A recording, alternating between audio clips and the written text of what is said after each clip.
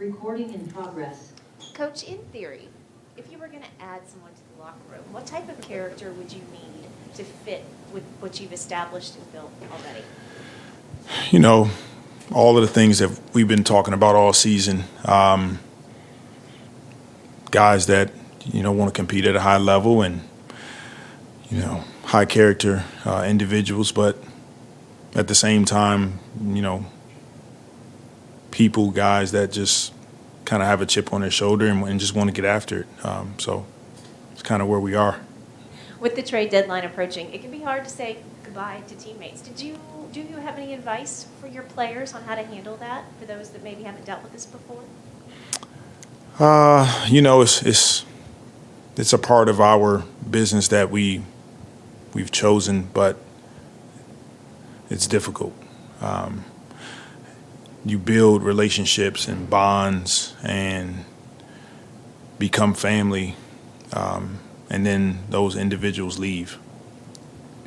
That's always tough, and that's the human factor that we want to have, we should have,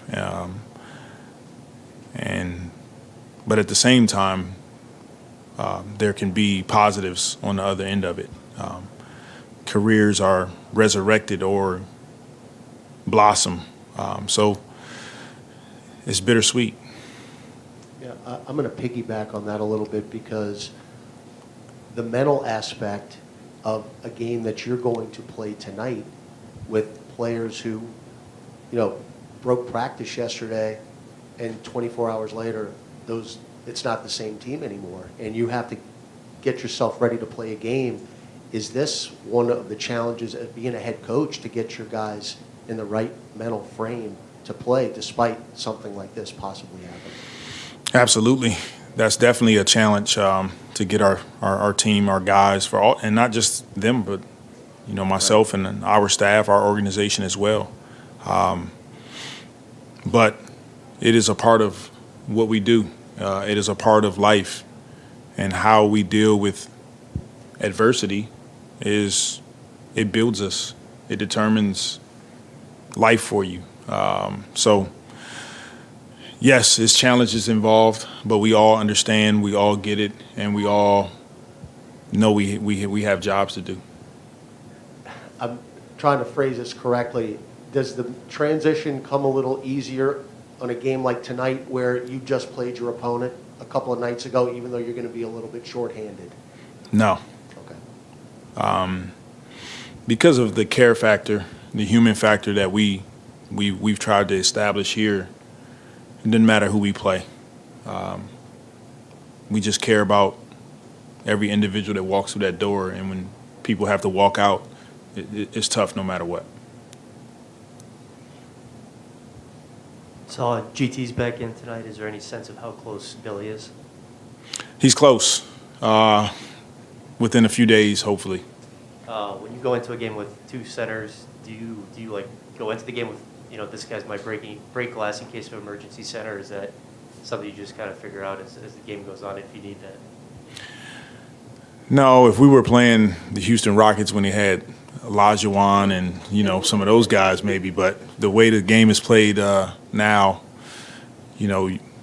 most teams kind of go small across the board and play one center.